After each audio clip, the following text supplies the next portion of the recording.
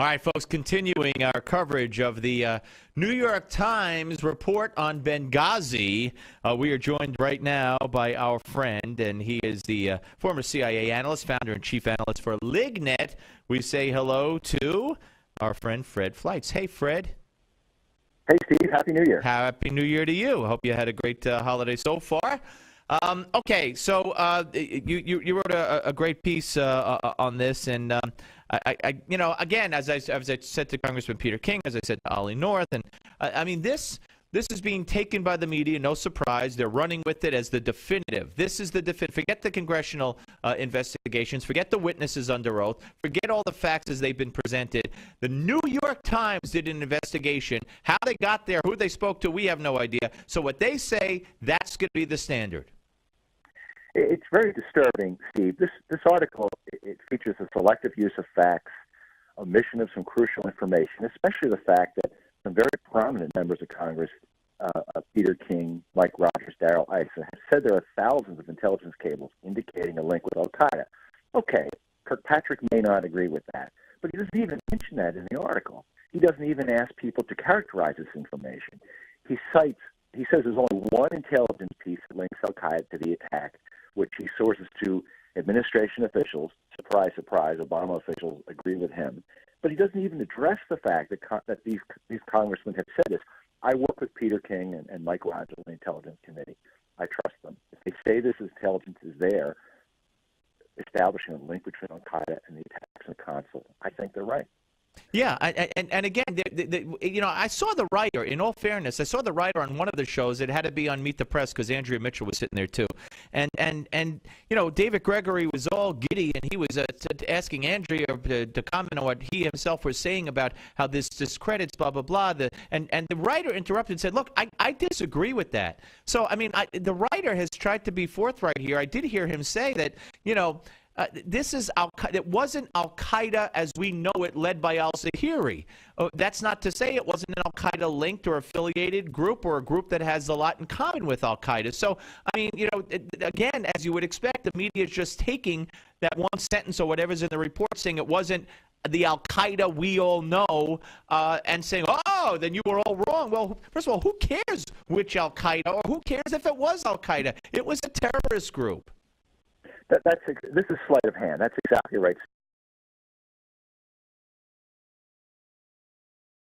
Al-Qaeda Corps now relies on a series of affiliates and franchises and sympathetic groups because of the intense counterterrorism operation since 9/11.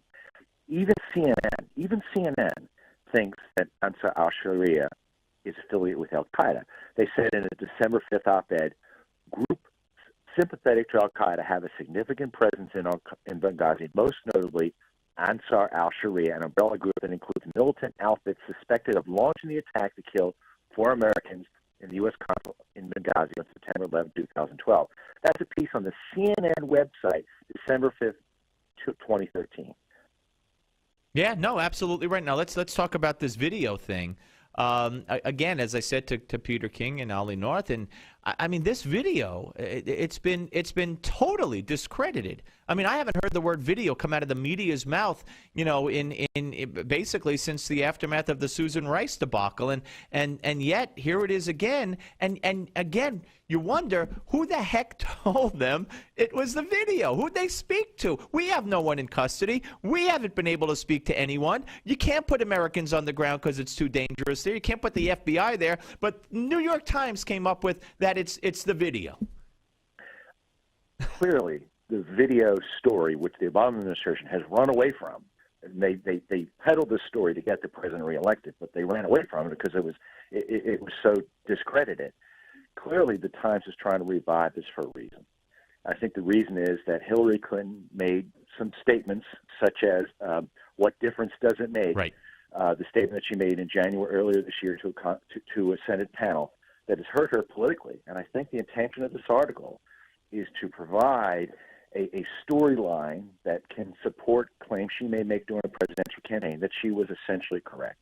By the way, are we ever going to find anybody that was responsible for this? I mean, I know the president's working on it, because next to income inequality and next to divisiveness and next to control of our lives and next to a laundry list, this is the most important thing that keeps him awake at night, is finding out who killed our ambassador. But we're not getting anywhere with this. We're not getting anywhere. There's no sign that anyone's going to be prosecuted. We know no one at the State Department was held responsible, and the administration is continuing to resist congressional inquiries into what happened. The president does not want to get to the bottom of this tragedy. Yeah, I couldn't agree with you more. Hey, it's always a pleasure, Fred. Fred Fleitz, former CIA analyst, founder and chief analyst for LIGNET, Langley Intelligence Group Network. Always great to talk to you. I look forward to speaking with you more in the new year. Happy New Year to you and your family, sir. Happy New Year. Thanks, Steve. Thank you. All right, folks. Just incredible.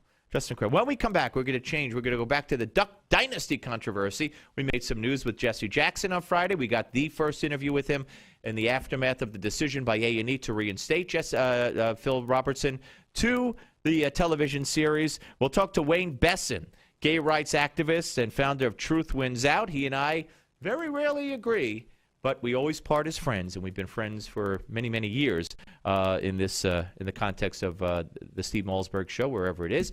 But it's here now, and you know where it is. It's here, right here on Newsmax TV and radio, so don't go away. Wayne Besson is on deck.